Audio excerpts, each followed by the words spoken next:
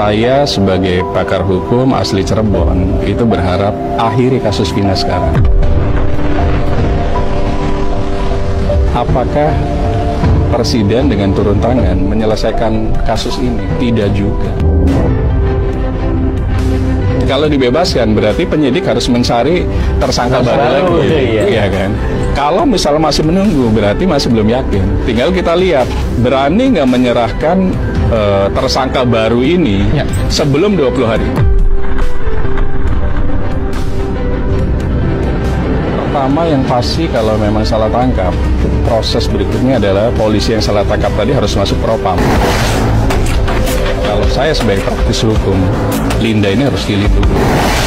Semakin panas, inilah akhir dari Ibtu Rudiana, ayah almarhum Eki yang akan diperiksa pihak kepolisian karena mencurigakan. Kamu wajib tahu Ibtu Rudiana diduga membuat sandiwara hingga menangkap orang-orang yang tidak bersalah. Salah satunya adalah Peggy Setiawan. Bukan hanya Peggy Setiawan ya guys, 5 dari 7 tersangka yang dihukum seumur hidup katanya juga korban salah tangkap yang memang disengaja digunakan untuk menutup kasus kematian putranya. Dan akhirnya Ibtu Rudiana diperiksa propam hari ini terkait isu tersebut.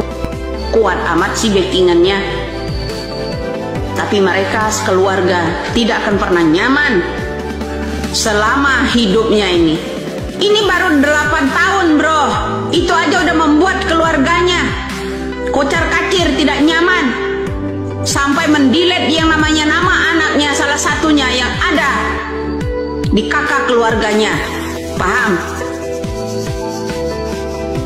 Ngaku ayahnya cecep lah, apalah, nggak usah berbohong ya. Saya nggak bisa dibohongi orangnya. Itulah saya nggak akan bisa terima kebohongan itu. Dan baik itu kebohongan untuk pribadi saya maupun membohongi publik negara ini.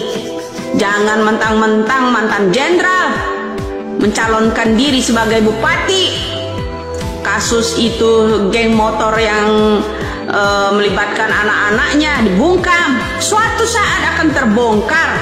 Marilah bersuara. Kenapa? Ibu, ada yang DM di situ. Bu, belum dengar ya? Kalau ada salah satu netizen yang berbicara itu udah dibunuh. Ancaman buat saya. Itu ancaman buat saya.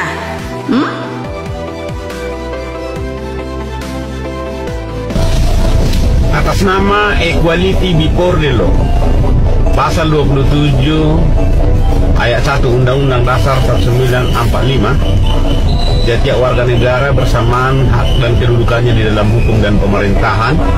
Oleh karena itu, saya menuntut agar Direktur Reserse Kriminal Umum Polda Jawa Barat segera memeriksa Ibtu Rudiana, ayah Eki, karena telah membuat laporan palsu. Laporan palsu yang saya maksud adalah di mana Ibtu Rudiana pada tanggal 31 Agustus 2016 telah membuat laporan atas dugaan tindak pidana pembunuhan dan pemerkosaan yang dilakukan oleh 11 orang sebagaimana dalam laporan polisi yang dibuat Ibtu Rudiana pada waktu itu. Nah, belakangan ini sebagaimana hasil press release atau konferensi pers yang disampaikan oleh Direktur Reserse Kriminal Umum Polda Jawa Barat, dikatakan atau dinyatakan bahwa 2 DPO lainnya itu adalah fiktif. Oleh karena itu artinya bahwa Ibtu Rudiana telah membuat laporan palsu dan laporan fiktif. Oleh karena itu harus diperiksa. Kalau ini tidak diperiksa, ini adalah perbuatan diskriminasi. Ini adalah tindakan diskriminatif dan tebang pilih yang dilakukan oleh Kepolisian Negara Republik Indonesia. Saya terus terang mendorong dan mendesak agar segera Ibtu Rudiana diproses karena telah melakukan laporan palsu, karena telah membuat kegaduhan di tengah-tengah masyarakat. Dengan laporan yang dibuat, laporan palsu itu telah menimbulkan kegaduhan, telah menimbulkan keterbelahan di masyarakat Republik Indonesia. Untuk itu, baru ini Propam Mabes Polri melakukan pemeriksaan terhadap semua anggota Polda Jabar dan Polres Cirebon, termasuk Ibtu Rudiana yang kini dinyatakan terlibat dalam kasus kematian Vina akibat kasus yang menjerat dirinya. Mabes Polri kini juga akan memanggil Agiri Pra dan Peggy Setiawan untuk diperiksa kembali setelah mengumpulkan bukti-bukti baru dalam kasus ini. Tak hanya mereka berdua, sejumlah saksi yang sebelumnya memberikan kesaksiannya juga turut dilakukan pemanggilan dan akan diperiksa oleh tim penyidik Mabes Polri. Selain akan dilakukan pemeriksaan terhadap sejumlah saksi dan DPO lainnya, di depan Polda Jabar justru kini ricuh oleh aksi demo yang dilakukan oleh mahasiswa dan berbagai warga kota Cirebon. Mereka sedang melakukan seruan aksi tuntut keadilan soal kasus Vina yang tak kunjung selesai. Para mahasiswa dan warga Cirebon terlihat berkerumun di depan kantor Polda Jabar dengan membakar ban di depan pintu masuk demi mengusut tuntas dan menegakkan keadilan keluarga almarhumah Vina. Mereka juga singgung soal Peggy Setiawan, buruh bangunan yang justru dijadikan tumbal penangkapan. Kapolda Jawa Barat yang telah menangani kasus Vina Cirebon.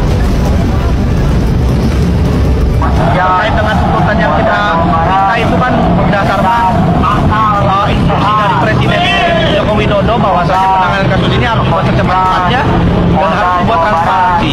Tetapi kita sudah mengupayakan metode yang soft, yaitu melalui audiensi, ternyata masih belum ada transparansi yang jelas. Akhirnya kita mau nggak mau itu langkah terakhir kita dalam melakukan aksi.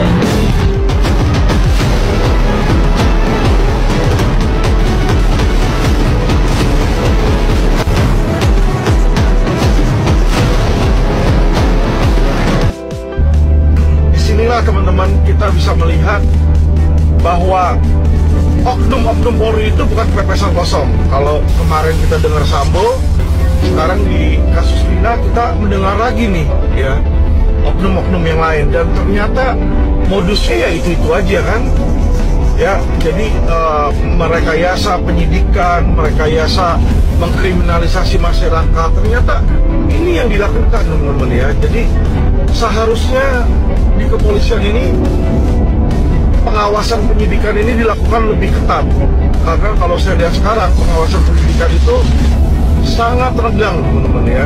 Jadi penyidikan dapat dengan mudah diputar balik, dibolak-balik ya, kayak memutar balik tangan aja. Hari ini tersangka, besok bisa dilepaskan, dibilang nggak bersalah. Hari ini nggak bersalah, besok dibilang tersangka. Jadi polisi ketika menetapkan sebagai tersangka harusnya menetapkan dengan teliti, dengan hati-hati, ya nggak bisa sembarangan. Oke teman-teman, biar ini menjadi pelajaran bagi kita bahwa hingga hari ini, hingga tahun 2024, 4 tahun berjalan, no viral, no justice masih bekerja teman-teman. Ya.